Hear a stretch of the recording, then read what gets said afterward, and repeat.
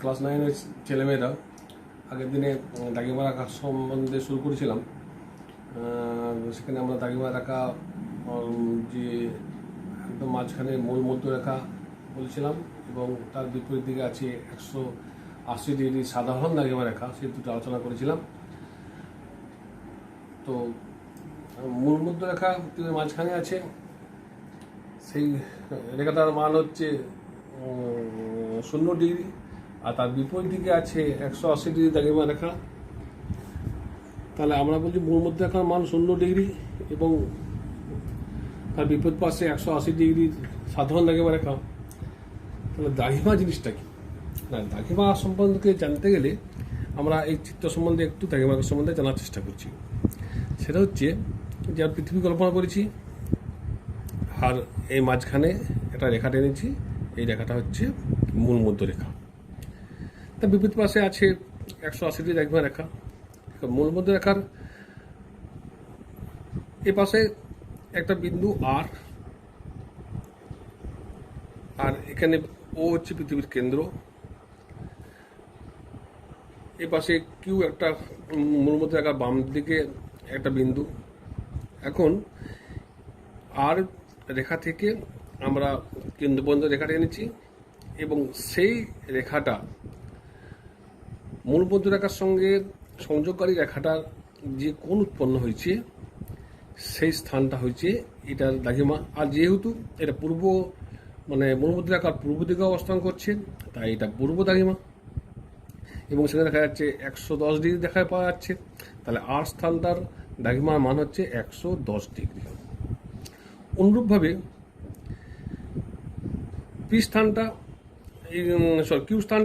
Q স্থান থেকে আবার কেন্দ্র পর্যন্ত রেখাটা আনা হয়েছে এবং ওই কেন্দ্র থেকে মূল মধ্যরেখা পি স্থান পর্যন্ত যে সরলরেখাটা এবং সেটা যেটা লাল করে করা আছে, এটা নিরক্ষীয় তল বরাবর যে কোণটা করা হয়েছে সেই কোণটাতে 30 ডিগ্রি কোণ উৎপন্ন করছে, অর্থাৎ কিউ স্থানটা দাগিমা হচ্ছে 30 ডিগ্রি।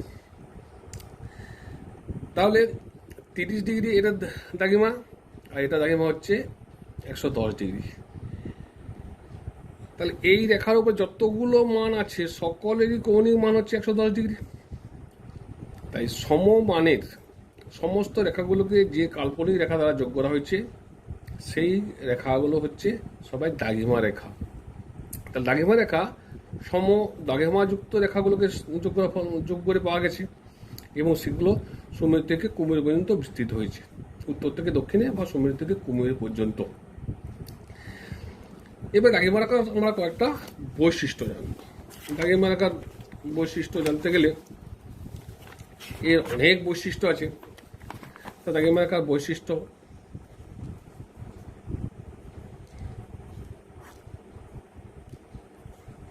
প্রথম বৈশিষ্ট্য কি পাচ্ছি না, প্রত্যেকটা দাগিমা রেখায় সুমেরু থেকে কুমেরু পর্যন্ত বিস্তৃত, মানে অর্ধবৃত্ত। প্রত্যেকটা দাগিমা রেখায় অর্ধবৃত্ত, সুমেরু থেকে কুমেরু পর্যন্ত বিস্তৃত, সুমেরু থেকে শুরু কুমেরুতে শেষ। তাহলে প্রত্যেকটা অর্ধবৃত্ত, আর অর্ধবৃত্তের কৌণিক মান কত? সকলের কৌণিক মান হচ্ছে 180 ডিগ্রি। এই দাগিমা রেখার যে কেন্দ্র আর পৃথিবীর কেন্দ্র সবসময়ের জন্য একই। তাহলে দাগিমা রেখার যা কেন্দ্র, পৃথিবীর কেন্দ্র ওই এক। এরপরে প্রত্যেকটা দাগিমা রেখায় নিরক্ষ রেখাকে সমকোণে ছেদ করে উত্তর থেকে দক্ষিণে বিস্তৃত। তাহলে সকল অক্ষরেখাকেই সে সমকোণে ছেদ করে। এরা প্রত্যেকে সমান, কিন্তু একদম সুমেরু থেকে কুমেরু পর্যন্ত বিস্তৃত, প্রত্যেকেই সমান, কিন্তু প্রত্যেকে সমান্তরাল নয়। প্রত্যেকে সুমেরু থেকে শুরু হয়, কুমেরু শেষ হয়। তাই সুমেরুতে বা কুমেরুতে সকল দাগিমা রেখাগুলো মিলেছে, তাই এরা একে অপরের সমান্তরাল নয়। এবং নিরক্ষ রেখাতে দুটো দাগিমা রেখার যে দূরত্ব হয় ক্রমশ উত্তর দিকে গেলে কমতে থাকে এবং দুই মেরুতে গিয়ে এরা মিলিত হয়ে যায়। দাগিমা রেখার এই ধরনের আরো অনেক বৈশিষ্ট্য আছে। যে দাগিমা রেখা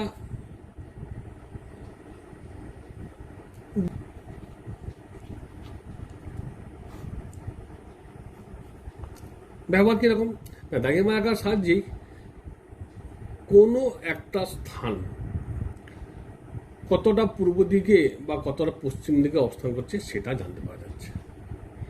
তার পূর্ব দিকে তার অবস্থান বা পশ্চিম দিকে অবস্থান, কতটা দূরে অবস্থান, সেই অবস্থান জানা যাচ্ছে এই দাগেমারাকার সাহায্যে। মূল মধ্যরেখা এবং তার বিপরীত পার্শ্বের যে 180 ডিগ্রি দাগেমারেখা দুটো যোগ হয়ে পৃথিবীকে সমান দুই ভাগে ভাগ করেছে, যার ফলে আমরা এর গোলার্ধগত অবস্থান, কারণ মূল মধ্যরেখা ডান দিকের অংশটা 180 ডিগ্রি পর্যন্ত, সেটা হচ্ছে পূর্ব গোলার্ধ, এবং পশ্চিম গোলার্ধ বিপরীত পাশটা, তাহলে এই গোলার্ধগত অবস্থানটা আমরা পাচ্ছি। দাগেমারেখাগুলো সাহায্যে অনেক দেশ কি করেছে না, তাদের মধ্যে যেগুলো উত্তর থেকে দক্ষিণে বিস্তৃত, তাই অনেক দেশের রাজ্যগুলোর সীমানা এই দাগেমারেখার সাহায্যে নির্ণয় করা হয়। দাগেমারেখার সাহায্যে পৃথিবীর কোনো স্থানের সময় নির্ণয় করা হয়, এটা একটা বিরাট বড় বৈশিষ্ট্য যে সময় নির্ণয় করতে দাগেমারেখাগুলো কাজে লাগে। আবার এই 180 ডিগ্রি দাগেমারেখা এই রেখাটাকে আন্তর্জাতিক তারিখ বিভাজনকারী রেখা হিসাবেও গণনা করা হয়, বা এই সাহায্যে আন্তর্জাতিক তারিখ সে নির্ণয় করা হয়। তাহলে এতগুলো এর বৈশিষ্ট্য পাওয়া গেল। এরপরে দাগেমার সাথে সময়ের যেহেতু বিরাট বড় সম্পর্ক, তাই দাগেমা এবং সময় এর সম্বন্ধে তো জানা দরকার।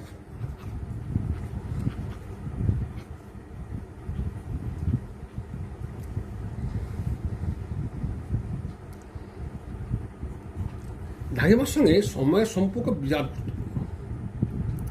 এখন আমরা দেখছি যে পৃথিবীর গোলীয় আকার, এই গোলীয় পৃথিবী মানে তার 360 ডিগ্রি আছে, আর 360 ডিগ্রি ঘুরতে কত সময় লাগে? আর 24 ঘন্টা সময় লাগে। 24 ঘন্টা একে যারা মিনিট করলে তার 60 দিয়ে গুণ করতে হবে, এবং তাতে 360 ডিগ্রি ঘুরতে এই সময় লাগে, তাহলে 1 ডিগ্রি ঘুরতে আমরা দেখি সময় লাগে 4 মিনিট। 24 গুণিত 60 বাজি 360 ডিগ্রি করলে 1 ডিগ্রি ঘুরতে সময় লাগে 4 মিনিট। তার দাগেমার সাথে সময় এই যে সম্পর্কের ভিত্তিতে, কারণ দাগেমা চেঞ্জ হলে সময় চেঞ্জ হবে। পূর্ব গোলার্ধে হলে প্রতি 1 ডিগ্রি দাগেমাতে 4 ডিগ্রি সময় বেড়ে যাবে, পশ্চিম গোলার্ধে হলে প্রতি 1 ডিগ্রি দাগেমাতে 4 ডিগ্রি সময় কমে যাবে। এইভাবে দেখা যায় যে সময়ের যে পার্থক্য সৃষ্টি হয়, এর উপর ভিত্তি করে অনেকগুলো সময় সম্পর্কিত তথ্য জানতে হবে। যেমন স্থানীয় সময়।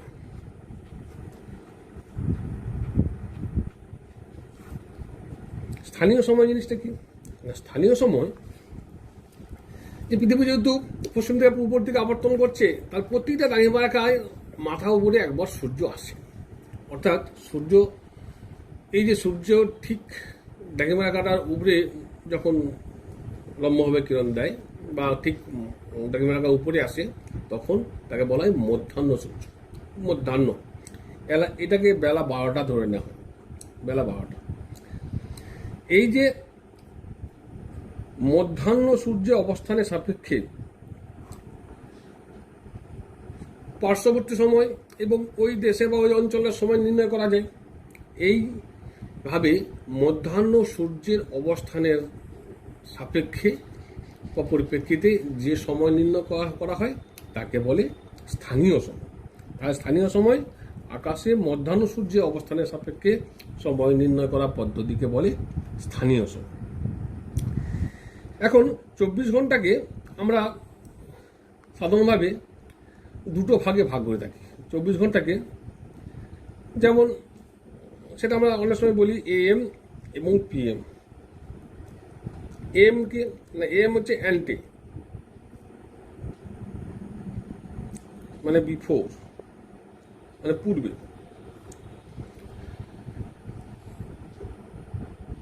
রাত 12টা থেকে রাত্রি 12টা থেকে বেলা 12টা, বা দুপুর 12টা, এই সময়কালটাকে বলা হয় যে অ্যান্টিমেরিডিয়ান বা এএম। আর পিএম এটা হচ্ছে পোস্ট মেরিডিয়ান, মানে পরে। তারপরে বেলা 12টার পর থেকে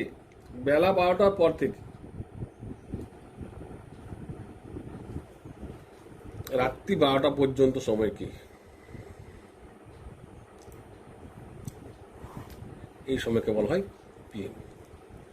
তাহলে এএম পিএম স্থানীয় সময়ের ভিত্তিতে আমরা এই দুটো জিনিসও পেয়ে থাকি। তবে এখানে যে রেলের যে টাইম টেবিল, সেখানে কিন্তু এইটা মেনটেন করা হয় না, এটাও কিন্তু খেয়াল রাখতে হবে। স্থানীয় সময়ের পরে এবার চলে আসবো আমরা প্রমাণ সময়।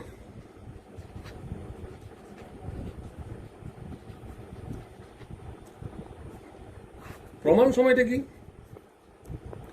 না, এই যে আমরা মূল মধ্যরেখাকে দেখছি, এই মূল মধ্যরেখার স্থানীয় সময়কেই পৃথিবীর প্রমাণ সময় বলা হয়। আর যেহেতু এটা গ্রিনিচের মধ্যে টানা হয়েছে, একে গ্রিনিচ প্রমাণ সময় বলে, ইংরেজিতে বলে একে গ্রিনিচ মিন টাইম। তাহলে গ্রিনিচের সময় হচ্ছে সারা পৃথিবীর প্রমাণ সময়, সংক্ষেপে তাকে বলে GMT, Greenwich mean time, Greenwich গড় সময়। এখন মানে গড় সময়ের প্রমাণ মানে কি দরকার হয়, এখানে আমাদের যদি আমরা ভারতবর্ষকে দেখি, তার ভারতবর্ষের মধ্যেও অনেক দ্রাঘিমারেখা আছে। 67 ডিগ্রি 7 মিনিট, 68 ডিগ্রি 7 মিনিট পশ্চিম দ্রাঘিমা, পূর্ব দ্রাঘিমা থেকে 97 ডিগ্রি 25 মিনিট পূর্ব দ্রাঘিমা পর্যন্ত বিস্তৃত। তাহলে এর মধ্যে অনেক দ্রাঘিমা আছে। এখন একাধিক দ্রাঘিমার যে স্থানীয় সময়কে নিয়ে কাজ করতে হয়, তাহলে কিন্তু প্রচণ্ড ঝামেলা। বিশেষ করে এই রেল চালাতে গেলে, বিমান চালাতে গেলে, ডাক পরিষেবা ইত্যাদি ক্ষেত্রে প্রচণ্ড সমস্যার সৃষ্টি হবে। সেই জন্য কি করা হয় না, দেশের একটা নির্দিষ্ট দ্রাঘিমার স্থানীয় সময়কে সেই দেশের প্রমাণ সময় হিসেবে ধরে নেওয়া হয়, এবং সেই সময়টার ভিত্তিতেই ওই দেশটার সমস্ত কাজকর্ম চলে। এখানে ভারত যে 68 ডিগ্রি 7 মিনিট পশ্চিম পূর্ব দ্রাঘিমা থেকে পশ্চিমে 68 ডিগ্রি 7 ডিগ্রি পশ্চিম দ্রাঘিমা, এবং ভারতের পূর্ব দিকে অরুণাচল প্রদেশ ওখানে আছে 97 ডিগ্রি 25 মিনিট পূর্ব দ্রাঘিমা। তাহলে এর মধ্যেকার 82 ডিগ্রি 30 মিনিট এই দ্রাঘিমার স্থানীয় সময়কে ধরে সারা ভারতের কাজকর্ম চলে। তাহলে ভারতের প্রমাণ দ্রাঘিমা হচ্ছে 82 ডিগ্রি 30 মিনিট, এবং এর সময়কেই ভারতের প্রমাণ সময় বলে ধরা হয়। তাই একে বলে ইন্ডিয়ান স্ট্যান্ডার্ড টাইম, সংক্ষেপে IST, ইন্ডিয়ান স্ট্যান্ডার্ড টাইম। প্রমাণ সময় দেখা যায় কিছু যেহেতু অনেক দেশ আছে যারা পূর্ব পশ্চিম অনেক দূর বিস্তৃত, সেসব দেশের ক্ষেত্রে কিন্তু আমাদের ভারতে কিন্তু একটাই দ্রাঘিমা 82 ডিগ্রি 30 মিনিট। অনেক দেশের একাধিক প্রমাণ দ্রাঘিমা থাকতে পারে।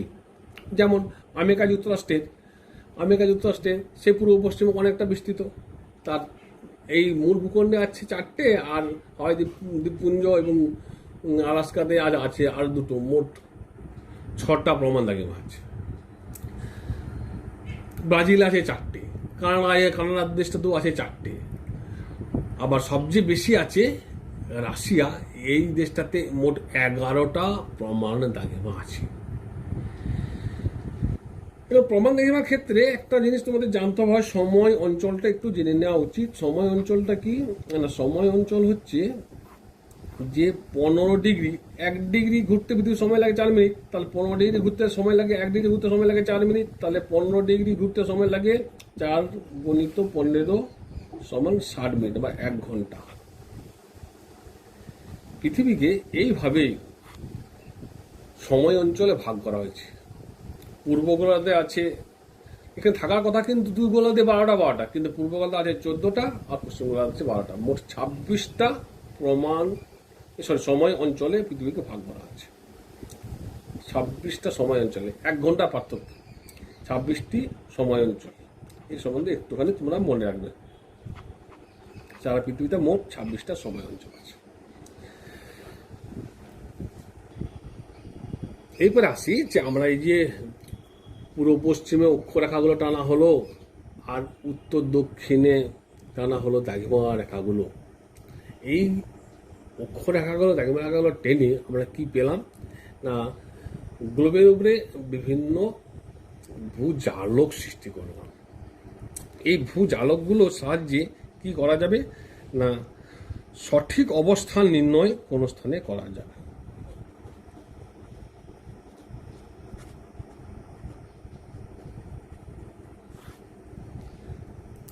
সঠিক অবস্থান নির্ণয়, একদম অ্যাকুরেট অবস্থান নির্ণয়।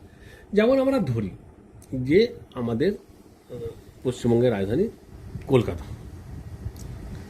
কলকাতার অবস্থান না, কলকাতা দেখা যাচ্ছে অক্ষরেখার ভিত্তিতে কলকাতা 22 ডিগ্রি 30 মিনিট পূর্ব দ্রাঘিমা। আবার পূর্ব অক্ষাংশ, পূর্ব অক্ষাংশ। তাহলে যে অক্ষরেখাটা টানা হয়েছে সেটা 22 ডিগ্রি 30 মিনিট, আর 22 ডিগ্রি 30 মিনিট অক্ষরেখার উপরে কলকাতা অবস্থিত। আর দ্রাঘিমা রেখার পরিপ্রেক্ষিতে 88.5 ডিগ্রি 88 ডিগ্রি 30 মিনিট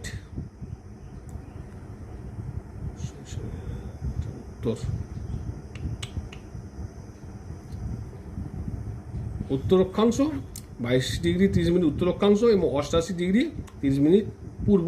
কারণ দেখো মূল মধ্যরেখা পূর্ব দিকে আছে, নিরক্ষরেখা উত্তর দিকে আছে বলে উত্তর অক্ষাংশ, আর মূল মধ্যরেখার ডান দিকে আছে বলে পূর্ব অক্ষাংশ বা পূর্ব অক্ষরেখার উপরে,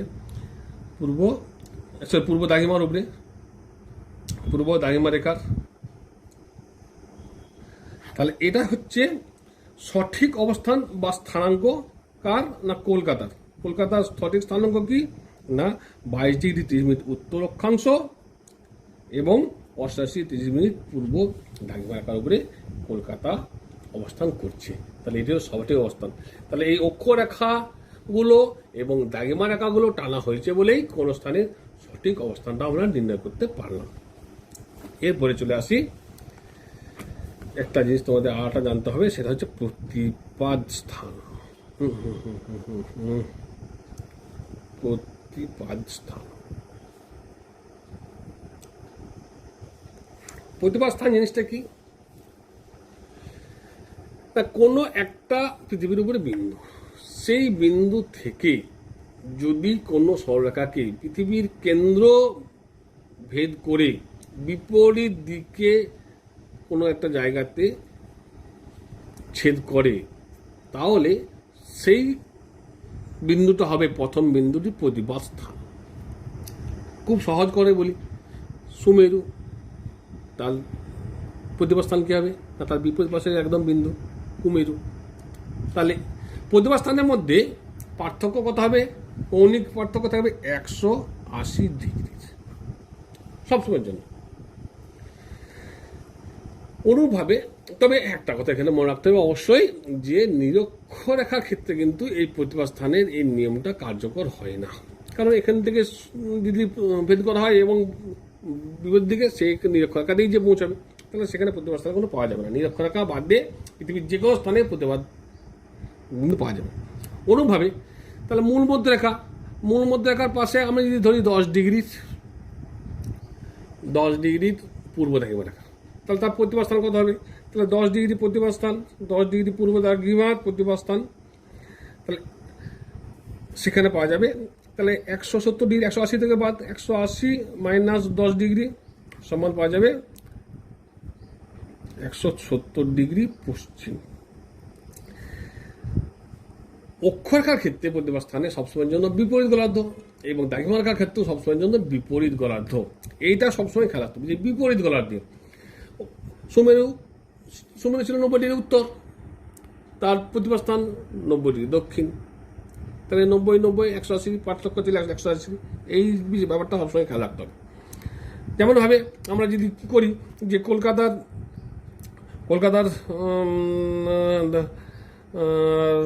দ্রাঘিমা কত ছিল? 88 ডিগ্রি 30 মিনিট। তাহলে তার প্রতিবার স্থানে দ্রাঘিমা কত হবে? তাহলে 180 ডিগ্রি মাইনাস 88 ডিগ্রি 30 মিনিট সমান 30 মিনিট 191 দ্রাঘিমা। আর যদি কলকাতার অক্ষাংশ ধরি তাহলে 22 ডিগ্রি 30 মিনিট উত্তর। তাহলে এই প্রতিবার স্থানের দ্রাঘিমা সহজ, প্রতিবার স্থান হচ্ছে 22 ডিগ্রি 30 মিনিট দক্ষিণ।